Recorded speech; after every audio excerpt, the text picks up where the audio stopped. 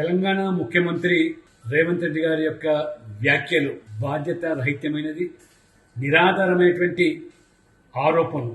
Sindoor operation సందర్భంగా Rafale యుద్ధ విమానాలు కోల్పోయాయని చెప్పడం వారి దిగజారు రాజకీయానికి నిదర్శనం.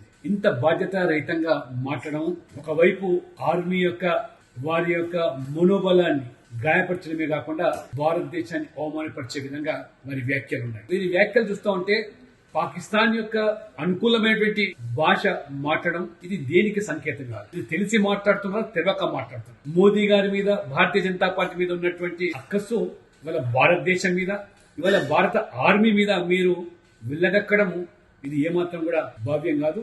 నరేంద్ర మోడీ గారు మొదటి నుంచి కూడా ఏ రకంగా ఉగ్రవాదాన్ని ఉక్కుపాదంతో అణచివేయడానికి, క్రాస్ బార్డర్ టెర్రరిజాన్ని కూడా ఏ రకంగా అంతం చేస్తున్నారో, ఊరిలో జరిగిన సంఘటన కానివ్వండి, పుల్వామాలో జరిగిన సంఘటన పట్ల ప్రతీకారంగా ఏ రకంగా మన ఆర్మీ సైనికులు ఉగ్ర శిబిరాలను ధ్వంసం చేశారో మొత్తం ప్రపంచం చూసింది.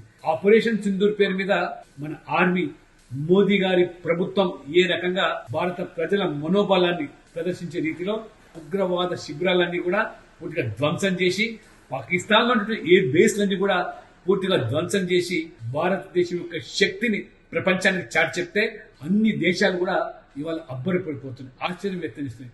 ఇటువంటి సందర్భంలో కేవలం ఈ రకమైన రాజకీయపరమైన వ్యాఖ్యలు చేసి మన భారత సైన్యం యొక్క మనోబలాన్ని, నరేంద్ర మోడీ గారి మీద ఉన్నటువంటి ద్వేషాన్ని ప్రదర్శన ఏమాత్రం భావ్యం కాదని భారతీయ జనతా పార్టీ తీవ్రంగా ఖండిస్తున్నాం.